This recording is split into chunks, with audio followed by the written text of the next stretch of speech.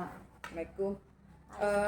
Bu Iin, selamat bertemu. Mohon maaf Bu Iin terlambat di pendampingan individu kelima ya Bu Iin. Bu Iin ingin menanyakan, reminded ya, di modul yang sudah dipelajari 3.1, 3.2 dan 3.3. 3.1 pengambilan keputusan berdasarkan nilai-nilai kebajikan ya, sebagai pemimpin, yang membahas tentang 9 langkah ya tahap pengujian, nilai-nilai yang saling bertentangan, siapa yang terlibat, fakta-fakta yang relevan, uji legal, pengujian paradigma benar atau salah dibahas juga ya sama Bu Yani ya. Terus prinsip resolusi, investigasi, buat keputusan, dan terakhir lihat lagi keputusan dan refleksi. Dan modul 3.2 itu pemimpin dalam pengelolaan aset atau sumber daya ya. Ada modal manusia, sosial, modal fisik, modal lingkungan. Dalam seorang pemimpin itu harus jeli melihat juga modal finansial, politik, agama, sosial, budaya. Nah, yang terakhir, yang ketiga itu di modul 3.3 itu pengelolaan program yang berdampak kepada murid ya. Kita membuat program yang sudah jelas harus berdampak pada siswa. Nah, pertanyaan Bu Iip yang pertama, bisa diceritakan nggak proses apa saja sih yang sudah berjalan di sekolah ini selama satu bulan terakhir ini, dan apa yang dianggap menurut Bu Iin itu merupakan sebuah pencapaian? Ya. Kalau 1 bulan ini ya, yang pertama saya menetapkan keyakinan kelas karena awalnya itu hanya beberapa guru saja, dan mereka bilangnya perjanjian. Saya diseminasi ketika ada waktu di rapat dengan bapak ibu guru, saya diseminasi, dan akhirnya kami menyepakati bahwa keyakinan kelas itu kita buat semua, minimal wali kelas. Jadi setiap wali kelas membuat keyakinan kelasnya masing-masing, sehingga setiap anak diingatkan dengan keyakinan kelasnya bersama. Senjata itu ya, jadi modal kita ya. Bersama wali kelas tuh mereka. Awalnya kan saya guru PK, tapi ketika bapak ibu wali kelasnya antusias, siap Bu, iya Bu, buat jadi pandangan kami, mereka juga. Akhirnya itu kita menerapkan keyakinan kelas di semua kelas melalui koordinasi dengan wali kelas, dan itu sudah mulai dipakai di seluruh kelas 10, 11, 12. Cuma memang pelaksanaannya nih Bu, karena keyakinan kelas sudah kita buat sama-sama, ada tempel di kelas, ada yang belum, karena kan saya kontrol juga tuh ke kelas-kelas. Iya. Ada yang belum, karena memang masalahnya adalah kelas kami berubah Bu. Berubahnya? Setiap hari berubah. Oh, moving kelas. Iya, jadi gini, sebenarnya nggak moving kelas karena memang kita kelasnya kurang.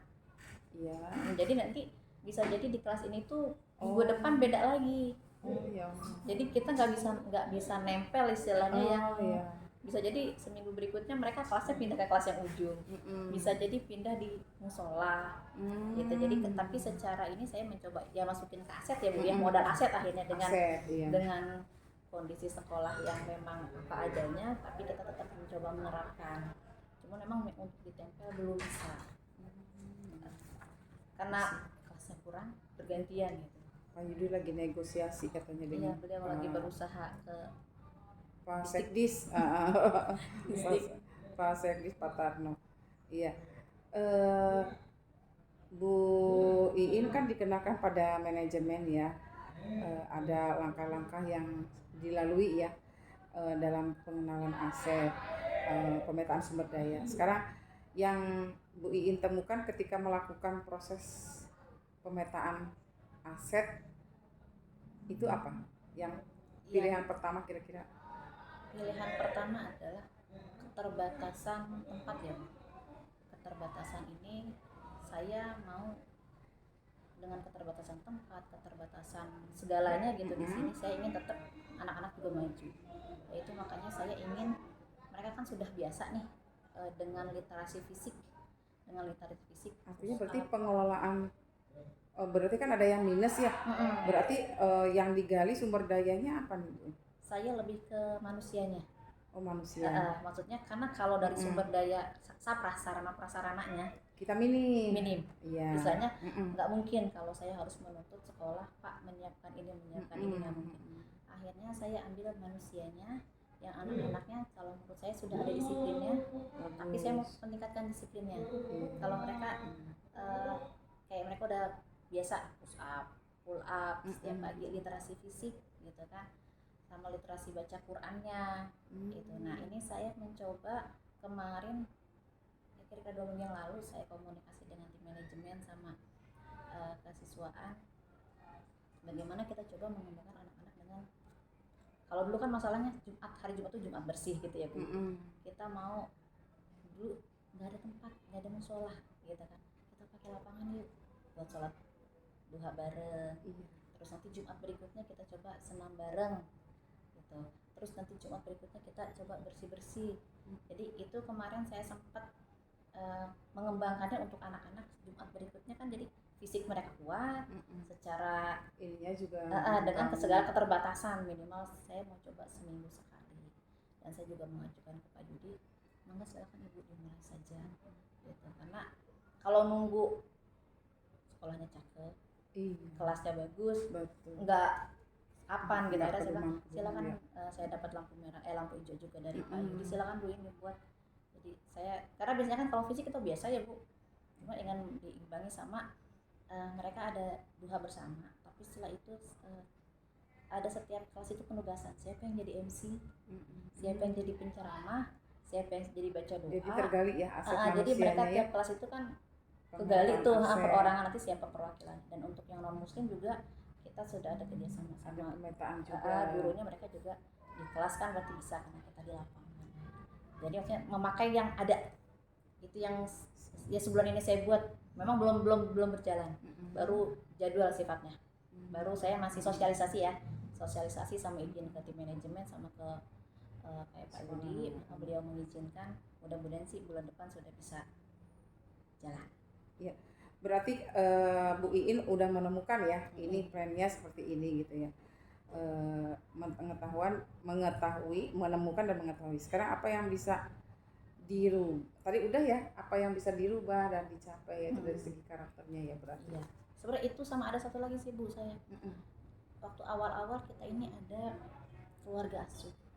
Keluarga asuh. Maksudnya gimana? Keluarga asuh itu jadi ada kelas 10, 11, 12 itu mereka kita jadiin beberapa satu kelompok. Misalnya 5 orang kelas 10, 5 orang kelas 11, 5 orang kelas 12, ada gurunya juga.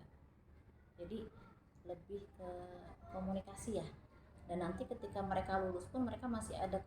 Maksudnya gimana sih? Misalnya kelas 10 kelas 5 orang, kelas 10 5 orang, kelas 11 5 orang, kelas 12 5 orang, kita jadikan satu kelompok. Oh, jadi si kakak kelasnya nanti akan memberi bimbingan gitu. Dan itu ada guru yang memantau di situ. Jadi misalkan kita bilang keluarga Halim Perdana Kusuma, gurunya siapa. Nah, itu pernah waktu awal-awal Bu. Cuma terbentur waktu itu kontrolnya kita nggak bisa. Ada rencana saya ini mau coba itu lagi, karena apa?